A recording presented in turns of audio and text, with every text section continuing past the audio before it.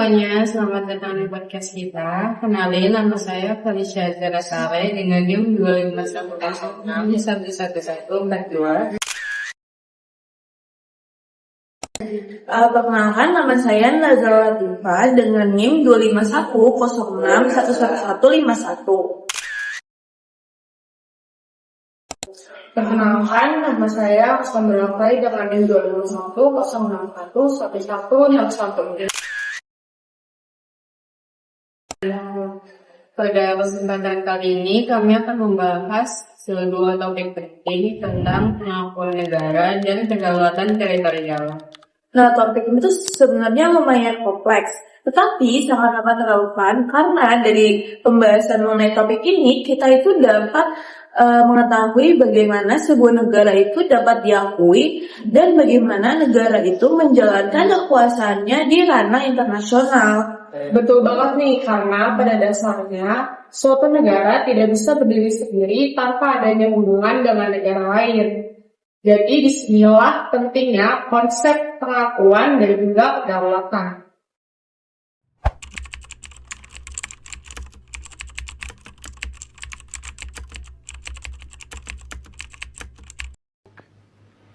Mogen vrede heersen, de reis voorspoedig groeien en de natie in kracht toenemen. God zegene uw land en uw volk. Pertama, kita mulai ke pengakuan negara dulu ya. Ada satu pertanyaan penting nih. Kira-kira apakah suatu negara yang baru terbentuk akan secara otomatis itu diakui sama negara-negara lain?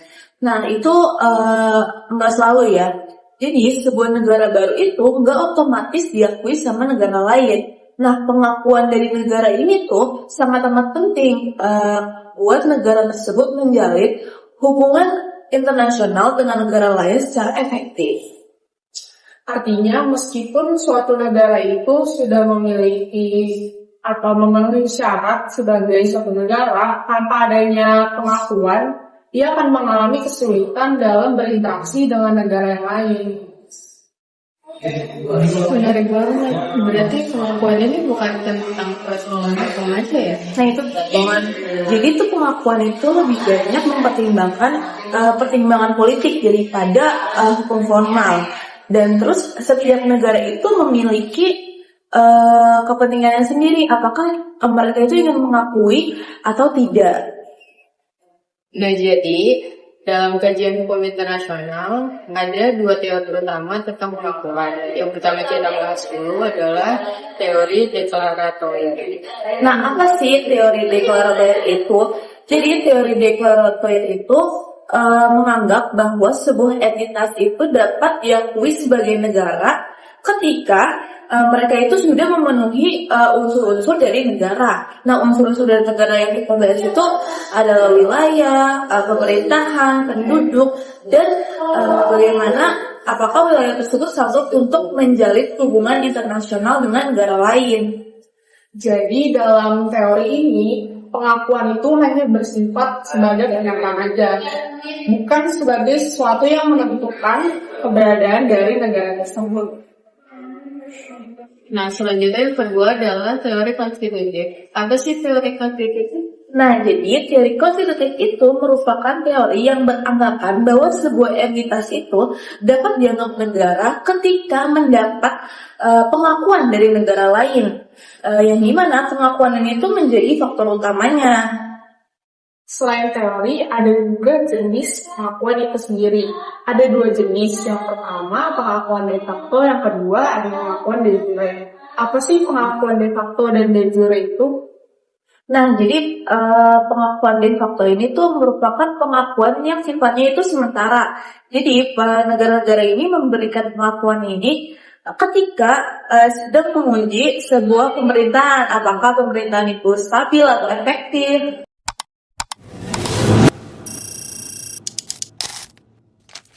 Salah satu contoh pengakuan de facto terjadi pada tanggal 12 September 2025 yang dimana 142 negara mengakui keberadaan negara Palestina secara de facto. Terus yang kedua adalah de jure. Nah, perbedaannya de facto sama de jure itu, de jure bersifat lebih penuh dan lebih permanen daripada de facto.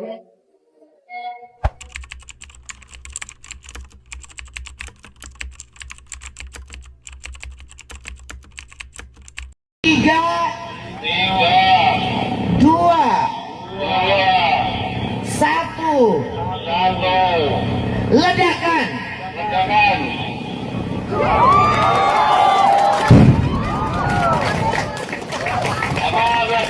China masih mengklaim perairan Natuna Utara itu merupakan bagian dari Laut China Selatan. Klaim ini didasarkan pada peta historis China yang juga dikenal sebagai 10 dash line alias 10 garis putus-putus. China mengklaim nelayannya sudah memancing dan mengeksplorasi di wilayah itu sejak ratusan tahun lalu. Di sisi lain, klaim China di Laut Natuna itu sebenarnya juga tidak diakui secara internasional. Nah, karena tadi kita sudah membahas tentang pengakuan negara, sekarang kita mau pindah ke topik selanjutnya, yaitu kedaulatan teritorial. Kira-kira apa sih pengertian kedaulatan teritorial itu? Nah, jadi kedaulatan teritorial ini merupakan sebuah kewenangan tertinggi suatu negara yang dimana negara ini dapat bebas mengatur apa-apa saja yang berada di wilayahnya seperti orang, benda, maupun peristiwa hukum. Jadi wilayah negara ini tidak hanya mencakup daratan aja, tapi juga mencakup lautan dan udara. Dan jadi di wilayah darat, negara itu punya kekuasaan penuh untuk mengatur hukum dan mengatur kebijakannya. Nah, namun dalam pelaksanaan ini, sebuah negara tetap harus memperhatikan prinsip hukum internasional. Jadi, negara itu tidak boleh merugikan negara-negara internasional lain, serta menjaga perdamaian. Selanjutnya, ada beberapa cara suatu negara untuk menguasai wilayah. Yang pertama ada okupasi, yaitu menguasai suatu wilayah yang sebelumnya belum pernah dikuasai oleh negara manapun. Nah, habis itu ada yang namanya akresi. Jadi akresi ini merupakan penambahan wilayah melalui proses alam. Seperti contohnya itu ketika terbentuknya pulau baru. Nah, selain okupasi dan agresi tadi, ada juga preskripsi. Preskripsi itu adalah ketika suatu negara menguasai negara lain dalam jangka waktu yang lama, lagi tanpa adanya protes ataupun ancaman dari negara lain. Yang terakhir ada aksasi yang dilakukan secara kekerasan. Dan saat ini aksasi ini dianggap bertentangan dengan hukum internasional itu sendiri. Nah, lalu yang terakhir itu ada yang namanya sesi. Apa itu sesi? Sesi merupakan cara perolehan wilayah dalam hukum internasional melalui penyerahan hak secara damai dari satu negara ke negara lain. Nah, hal ini tuh seringkali tertuang dalam perjanjian damai pasca perang atau perjanjian jual beli. Jadi dalam hukum internasional, wilayah laut juga dibagi menjadi beberapa bagian. Apa aja sih bagian-bagian dari wilayah laut itu? Nah, jadi yang pertama itu ada yang namanya laut teritorial ya. Jadi laut teritorial itu merupakan wilayah laut yang dimana sejauh 12 mil dari garis pantai. Nah, negara itu memiliki kedaulatan yang penuh dalam wilayah tersebut. Selanjutnya ada juga zona ekonomi eksklusif. Jadi zona ekonomi eksklusif ini terletak 200 mil dari daratan terakhir suatu wilayah negara tersebut. Jadi negara itu bebas untuk mengelola sumber daya alam dari wilayah tersebut. Nah, terus yang terakhir itu ada yang namanya laut bebas ya. Jadi laut bebas ini merupakan wilayah laut yang dimana tidak ada kedaulatan negara manapun di sana. Jadi semua negara itu dapat menggunakan wilayah tersebut. Nah, jadi kan dari tadi kita tuh udah membahas tentang wilayah laut sama wilayah darat. Kira-kira kalau wilayah udara tuh gimana? Nah, wilayah udara ini berada di kedaulatan penuh suatu negara. Artinya, suatu pesawat asing ini tidak dapat melewati suatu wilayah udara negara lain tanpa izin. Dari pembahasan tadi dapat disimpulkan bahwa pengakuan dan kedaulatan teritorial itu merupakan dua konsep yang saling berkaitan di dalam hukum internasional. Nah, jadi pengakuan ini memungkinkan sebuah negara itu dapat menjalankan hubungan internasional dengan negara lain.